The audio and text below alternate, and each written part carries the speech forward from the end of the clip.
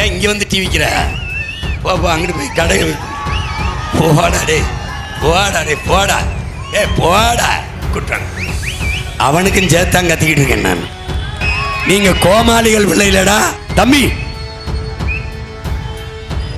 என் அன்பு தம்பிகளே, அருமை பிள்ளைகளே, நீங்க வாங்க.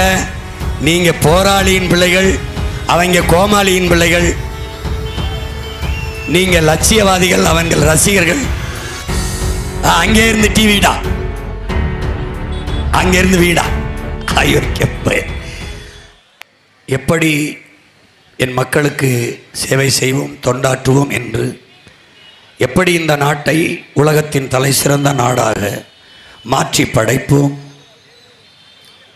என்பதை கருத்தியலாக பல ஆண்டுகளாக முன்வைத்தோம், காகிதத்தில் முன்வைத்தோம், எங்கள் தத்துவத்தை தாள்களில் தந்தோம். படிக்கிற பழக்கம் குறைந்து விட்டதால், தமிழ் எழுத படிக்க தெரியாத 2-3 தலைமுறைகள் உருவாகிவிட்டதால், இப்போது உங்கள் பிள்ளைகள் காணொளி ஆவணங்களாக எங்கள் கனவுகளை உங்கள் கண்முன் விரிக்கிறோம். அது வலையொலிகளில் இருக்கிறது. அதை உள்ளங்கைகளில் உலகத்தையும் ஊடகத்தையும் வைத்திருக்கிற என் அன்பு சொந்தங்கள் அதை பார்க்கலாம். பார்த்துவிட்டு இந்த நாடு யார் கையில் இருந்தால் சரியாக இருக்கும், யாருடைய கைகளில் இருந்தால் மக்களும் நாடும் பத்திரமாக பாதுகாப்பாக இருப்பார்கள், வருங்கால பிள்ளைகள் யாருடைய ஆட்சியில் வளர்ச்சியை தொடுவார்கள் என்பதை நீங்கள் ஆய்ந்தறிந்து இந்த தேர்தலை அணுக வேண்டும். நாங்கள் முன்வைக்கிற கோட்பாடு என்பதும் கருத்து என்பதும் ஆட்சி முறை என்பதும் புதுச்சேரிக்கோ தமிழ்நாட்டுக்கோ மட்டுமல்ல, உலக பொதுமைக்குத்தான். புவி வெப்பமாகிறது என்கிறார்கள், பருவநிலை மாறுகிறது என்கிறார்கள். பருவநிலை மாறுகிறதா, மாறியதா, நாம் மாற்றினோமா என்ற கேள்விக்கு யாரிடத்திலும் பதில் இல்லை. உங்களுக்கு வெயிலடித்தால் நீங்கள் குடைப்பிடிக்கிறீர்கள், பூமி தாய்க்கு வெயிலடித்தால் குடைப்பிடிக்க வேண்டும். அந்த குடை ஒரே குடைதான், பச்சை குடை. அது மரம் வளர்ப்பது ஒன்றுதான். கிளீன் இந்தியா கொண்டு வந்த என் நாடு கிரீன் இந்தியா கொண்டு வரவில்லை. 800 கோடி மக்கள் உலகிலே, 100 கோடி மக்களுக்குத்தான் குடிநீர் இருக்கிறது. அந்த குடிநீர் 2 விழுக்காடு இருக்கிறது. அதை 20 விழுக்காடாக உயர்த்துவது எப்படி என்று சிந்திக்காமல், இதை விற்றால் நிறைய சம்பாதிக்கலாம் என்று சிந்தித்த மூளைதான் உலக உயிர்களுக்கான துரோக மூளை. அந்த சிந்தனை தான் கொடும் சிந்தனை, துரோக சிந்தனை. அதை மாற்ற வேண்டும் என்று உங்கள் பிள்ளைகள் துடிக்கிறோம். உலக உயிர்களின் உயிர்ப்பாலாக இருக்கிற நீர் விற்பனை பண்டம் அல்ல என்று தடை செய்ய வேண்டும் என்று நினைக்கிறோம். அப்போ எல்லா உயிர்களுக்கும் நீரை கிடைக்க செய்ய வேண்டும், நிலத்தடி நீரின் வளத்தை பெருக்க வேண்டும், நாட்டு குடிகளுக்கு, தன் நாட்டு மக்களுக்கு, என் சொந்தங்களுக்கு தூய குடிநீரை தடையின்றி கொடுக்க வேண்டும் என்று நினைக்கிறோம். இது உலக புதுமைக்கான அரசியல். அதைத்தான் நீங்கள் பார்க்க வேண்டும். புவி ஏன் வெப்பமாகிறது? நச்சு ஆலைகளால் எழுப்பப்படுகிற புகை, தூசு, இந்த வாகனங்கள், இந்த கார், பைக் வெளியிடுகிற புகை, பல ஆயிரம் ஆண்டுகளாக பூமிக்குள் மக்கி கிடந்த, புதைந்து கிடந்த எரிபொருள்களை எடுப்பது, குறிப்பாக தமிழ்நாட்டிலே, தஞ்சை மண்டலத்திலே, ராமேஸ்வரத்திலே, பல பகுதிகளில், புதுச்சேரியில் மீத்தேன், ஈத்தேன், ஹைட்ரோ கார்பன் என்று எடுப்பது. இந்த மீத்தேன், ஈத்தேனுடைய வாழ்நாள் மிக குறைவு, மிக குறைவு, பயன்பாடும் குறைவு. நீங்கள் நன்கு கவனிச்சுக்கணும். இப்போ நிலக்கரி, நெய்வேலி பழுப்பு நிலக்கரி எப்படி வருது? பல ஆயிரம் ஆண்டுகளுக்கு முன்பு பூமியில் புதைந்த மரம், செடி, கொடிகள் மக்கி மண்ணோடு மண்ணாகி அழுத்தத்திலும் வெப்பத்திலும் கரியாகிறது. அந்த கரியை எடுக்கும்போது, நிலக்கரி எடுத்து அதன் பொருட்டு இருக்கிற எரிசக்தி, அதுதான் அதிகமாக காற்றை நஞ்சாக்குகிறது, மாசுபடுத்துகிறது என்கிறார்கள். பிறகு இந்த வாகனங்கள் வெளியிடுகிற புகை, நச்சாலைகள், ஸ்டெர்லைட்டு, அணு உலை, சிப்காடு, இந்த மாதிரி தொழிற்சாலைகள், இவையெல்லாம் வெளியிடுகிற அந்த நச்சு காற்று மேலே போய் காற்றை மாசுபடுத்துகிறது. சரியாக பூமியிலிருந்து என் அன்பு சொந்தங்களே 15-20 கிலோமீட்டரில் கருப்பு போர்வை போல, ஒரு படலம் போல இந்த புகைகள் எல்லாம் போய் படர்ந்து அடர்ந்து நின்று கொள்கிறது. பகலிலே சூரிய ஒளி பூமிக்கு வருகிறது. அந்த சூரிய ஒளி, இந்த வெப்பம், இப்போது நாம் அந்த வெப்பத்தை தாங்கி நிற்கிறோம். இரவிலே அந்த வெப்பம் மேலே நீராவியாய் மேலே நீல அலை கதிர்களாக மேலே போகிறது. மேலே போய் அங்கே ஒரு குறிப்பிட்ட தூரத்திற்கு மேலே போய் குளிர்ச்சி அடைந்துகிறது. ஆனால் மேலே போக விடாமல் இந்த நீல அலை கதிர்களை அப்படியே மேலே போக விடாமல் தடுத்து நிறுத்துகிற அந்த கருப்பு படலம் இந்த பூமியிலிருந்து போகிற இந்த நச்சுக்காற்றுகள் தான். அதனால் அந்த வெப்பம் மேலே போகாமல் பூமியிலே நிற்பதால் புவி வெப்பமாகிறது. அளவு கடந்த கொதிநிலைக்கு சூடு உருவாகிறது. அதனால் என்ன, கீழே அடுப்பை வைத்து மேலே ஒரு பாத்திரத்தில் தண்ணீரை வைத்து கீழே அடுப்பை எரித்தால் உலை எப்படி பொங்கி கொட்டுமோ அப்படி இந்த புவி வெப்பமாகுதால் நிலம் தகிக்கும். கடல் நிலப்பரப்பிலே பூமி பந்திலே 70 விழுக்காடு நீர், 30 விழுக்காடு தான் நிலப்பரப்பு. 70 விழுக்காடு கடல் தான். இந்த 30 விழுக்காடு தான் நிலப்பரப்பு. அதில் காடு மலைகள் 10 விழுக்காடு போய்விட்டால் 20 விழுக்காடு நிலப்பரப்பில் தான் இந்த உயிரினங்கள், இந்த மனிதர்கள். இதில் எப்படி அடுப்பு கீழே இருந்து நெருப்பெறியும் போது உலை பொங்குமோ அப்படி புவி வெப்பமாகுது போது கடல் பொங்கும். கடல் பொங்கும். கொதிக்கிற நீரில் நீங்கள் எதை போட்டாலும் உயிரோடு செத்து போகும். அது மாதிரி கொதிக்கிற கடலுக்குள் உள்ளே இருக்கிற உயிரினங்கள், மீன், நண்டு, இறால் போன்ற பல கோடிக்கணக்கானவர்கள் செத்துப்போகும். உங்களுக்கு தெரியாது என் அன்பு சொந்தங்களே, நாம் சுவாசிக்கிற ஆக்சிஜன் மூச்சு காற்று. மரம் மரம் மரம் என்று நாங்கள் பேச காரணம், மரங்களோடு பேசுவோம், மரங்களுக்காக பேசுவோம். மரம் மண்ணின் வரம், வளர்ப்பதே மனித அறம் என்று நாங்கள் பேச காரணம், மரம் என்பது மரம் அல்ல, நம் உயிர். எப்படி உயிர்? எல்லா உயிரினங்களும் உலகிலே நச்சுக்காற்றை வெளியிடுவார்கள், நற்காற்றை சுவாசிப்பார்கள். ஆக்சிஜனை சுவாசித்து விட்டு கார்பன் டை ஆக்சைடை வெளியிடுவார்கள், கரியமில வாயுவை, நச்சுக்காற்றை வெளியிடுவார்கள். ஆனால் உலகில் மரங்களும் தாவரங்களும் செடி கொடிகளும் தான் நச்சுக்காற்றை, கார்பன் டை ஆக்சைடை, கரியமில வாயுவை சுவாசித்து ஆக்சிஜனான மூச்சுக்காற்றை வெளியிடும். அப்போது நீங்களும் நானும் சுவாசிக்கிற மூச்சுக்காற்று உயிர் இந்த மரங்கள் என்பதை மறந்தால் நீங்கள் மனிதர்கள் தானா என்பதை சிந்தித்து பார்க்க வேண்டும். அப்போ மரம் என்பது மரம் அல்ல, நம் உயிர் என்பதை நீங்கள் உணராதவரை நாங்கள் என்ன போதித்தாலும் உங்களுக்கு புரிய வராது. அப்போது இந்த மரம் வளர்ப்பது ஒன்றுதான் புவி வெப்பமாவதை தடுக்கும்.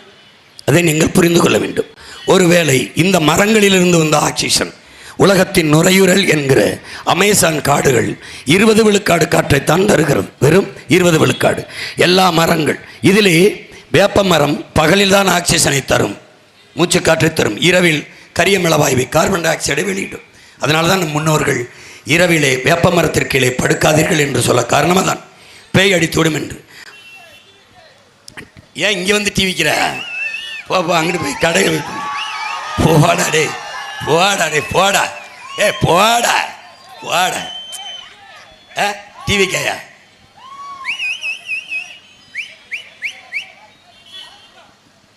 அவனை கூட்டிட்டு வாடா. அவனை கூட்டி வா. வாடா, டிவி எடுத்துட்டு போடா. வாடா, டிவிடா, வாடா, அவனை கூட்டாடா.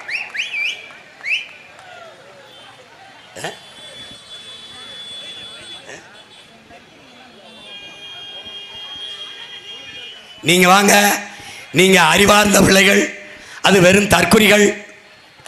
டே வாங்கடா, டேய் நீங்க கோமாளிகள் பிள்ளைலடா, போராளி பிள்ளைடா. டே தம்பி,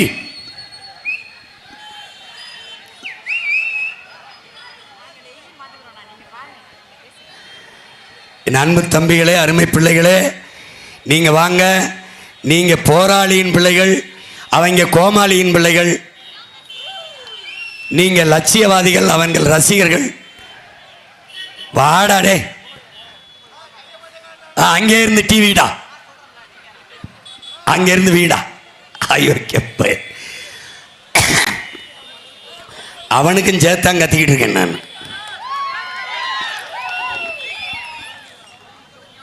சரி வா வா. டேய் டேய்,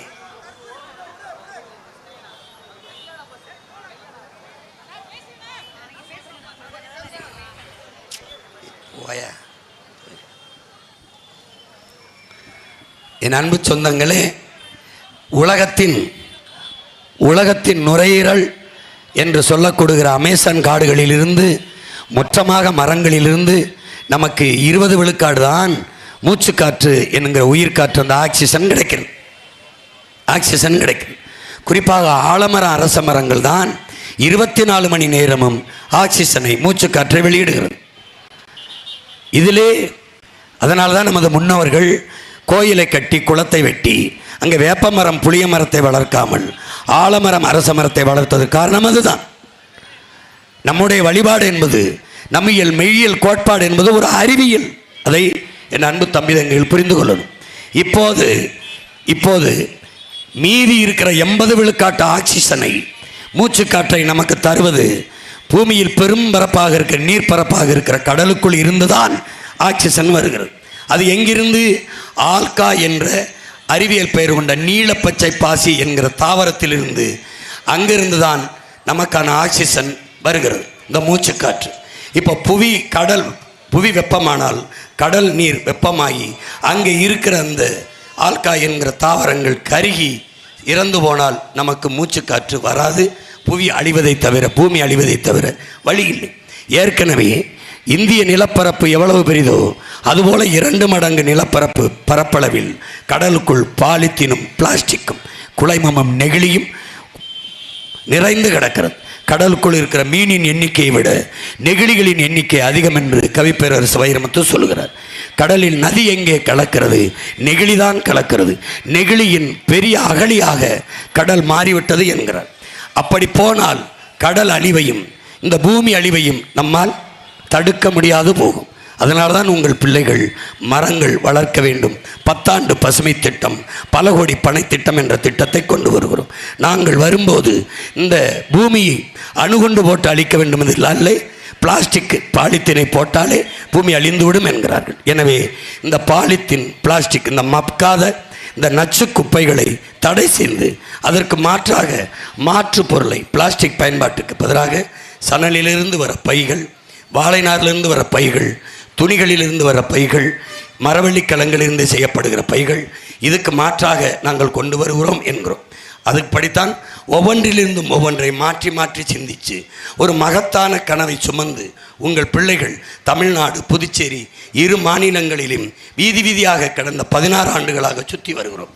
இந்த நிலத்தில் 10 ஆண்டுகளாக தேர்தல் அரசியலை களத்திலே நிற்கிறோம். வாக்குக்கு காசு கொடுக்காது, எந்த கட்சியோடும் கூட்டணி வைக்காது நின்ற எங்களை திமுக, அதிமுக, என்ஆர் காங்கிரஸ், பாரதிய ஜனதா இவர்களை தாண்டி 3வது தனித்த பெருத்த கட்சியாக, பெரிய கட்சியாக வளர்த்தவர்கள் என் உயிர் சொந்தங்கள் நீங்கள் தான். இப்போதும் நாங்கள் வாக்குக்கு காசு தர மாட்டோம். எங்களுக்கு உங்கள் வாக்கை பற்றிய கவலை இல்லை, உங்கள் வாழ்க்கையை பற்றித்தான் எங்கள் கவலை. நாங்கள் ஓட்டுக்காக வந்து இங்கே கத்தி நிற்கவில்லை, இந்த நாட்டுக்காக, நாட்டு பிள்ளைகளின் எதிர்காலத்திற்காக, என் முன்னால் நிற்கிற என் தம்பி தங்கைகள், என் தாய் தந்தையருக்காக பேசவில்லை. வருங்கால சந்ததிகள், அடுத்த தலைமுறை தளிர்களுக்காக உங்கள் பிள்ளைகள் இந்த வெயிலிலே வேர்வை கொட்ட நின்று தொண்டை தண்ணி வரல கத்தி கொண்டிருக்கிறது. காரணம் அதுதான். எல்லோரும் வைக்கிற கருத்துக்களை பாருங்கள். எவர் இந்த மண்ணுக்கு, மக்களுக்கும் அக்கறையாக பேரன்பு கொண்டு இந்த மரத்தை, இந்த மண்ணை, இந்த மக்களை, இந்த நாட்டை, இந்த மொழியை, இந்த இனத்தை, இந்த நிலத்தின் வளத்தை காதலிப்பவர்கள் யார்? நேசிப்பவர்கள் யார் கையிலே நாடு இருந்தால் நாடு நன்றாக இருக்கும் என்பதை ஆய்ந்து அறிந்து சிந்தித்து இந்த தேர்தலிலே நீங்கள் வாக்கு செலுத்துங்கள். 9ஆம் தேதி நீங்கள் செலுத்த போகிற வாக்கில் நாட்டில் மிகப்பெரிய மாற்றம் நிகழ இருக்கிறது. எதிர்கால தலைமுறையின் வாழ்க்கையின் பாதுகாப்பு அங்குதான் இருக்கிறது. உணவருந்திவிட்டுத்தான் வாக்கு செலுத்தப் போவீர்கள். நம்மிடத்திலே ஒரு சொலவடை உண்டு, ஒரு சொல் உண்டு, ஒப்பிட்டவரை உள்ளளவும் நினை என்று. அப்போ உணவிட்டவனை உயிராக நினைக்க வேண்டும், உயிருள்ளவரை நினைக்க வேண்டும், உயிராக நினைக்க வேண்டும். நீங்கள் உணவறிந்து விட்டுத்தான் செல்வீர்கள். இவர்கள் ஃப்ரிட்ஜு கொடுப்பார்கள், இவர்கள் மிக்சி கொடுப்பார்கள், இவர்கள் கிரைண்டர் கொடுப்பார்கள். அதில் எதை அரைப்பீர்கள்? ஃப்ரிட்ஜுக்குள் எதை வைப்பீர்கள்? காய்கறி, பழங்களை, கீரையை. அதை யார் கொடுப்பார்? அதை என் விவசாயி தான் கொடுப்பார். மிக்சியில் மசாலா மாவை அரைப்பீர்கள், மிளகாய், மல்லி, மஞ்சள், அதை விவசாயி தான் தருவார். உழவர் குடியோன் இல்லை என்றால் உணவு இல்லை. அதனால்தான் உணவு இல்லை என்றால் உயிர்கள் இல்லை, உயிர்கள் இல்லை என்றால் உலகம் இல்லை. அதனால் உழவை மீட்போம், உலகை காப்போம் என்ற தத்துவத்தை முன்வைத்து உங்கள் பிள்ளைகள் இந்த களத்திலே நிலத்திலே நிற்கிறோம். ஆகவே என் அன்பு சொந்தங்களே, அறிவார்ந்த பெருமக்களே, கற்றறிந்த சான்றோர்களே, என் உயிரிமினி உடன் பிறந்தார்களே, வாக்கை செலுத்தப் போகும்போது சாப்பிட்டு விட்டுத்தான் செல்வீர்கள். உங்கள் தட்டில் உணவு வர காரணமாக இருந்தவன் யாரென்று ஒரு நொடி சிந்தியுங்கள். அது விவசாயிதான், அது விவசாயிதான். அதை எண்ணத்தில் கொண்டு செல்லுங்கள், எண்ணத்தில் கொண்டு செல்லுங்கள். வாக்கத்திற்கு செல்லுங்கள். வாக்கு பெட்டியிலே நீங்கள் எண்ணத்தில் கொண்டு சென்ற விவசாயி எங்கள் சின்னத்தில் இருப்பான். அவனுக்கு நீங்கள் வாழ்நாள் முழுக்க உணவளித்து காத்த உனக்கு நன்றி என்று தொடுங்கள். அந்த தொடுதலில் தான் உங்கள் பிள்ளைகளுக்கான தரமான கல்வி, சமமான கல்வி, சரியான கல்வி இருக்கிறது. உங்கள் பிள்ளைகளுக்கு கல்விக்கேற்ற வேலை காத்திருக்கிறது.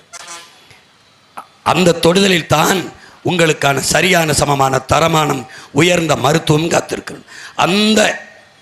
அந்த தொடுதலில் தான், அந்த ஒற்றை விரலில் தான் உங்களுக்கான குடிநீர், தூய குடிநீர் கிடைக்க வாய்ப்பு இருக்கிறது. சுவாசிக்க நல்ல காற்று, படிக்க நல்ல கல்வி, பார்க்க நல்ல வேலை, எரிக்க தடையற்ற மின்சாரம், பயணிக்க நல்ல பாதை, பயணிக்க சிறந்த போக்குவரத்து, எல்லாம் கிடைக்க வாய்ப்பை ஒற்றை விரலால் உங்களால் உருவாக்க முடியும்.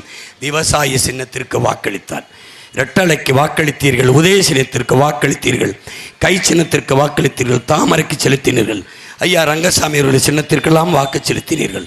அவர்கள் வென்றார்கள். ஆனால் காலங்காலமாக நீங்கள் தோற்று போனீர்கள்.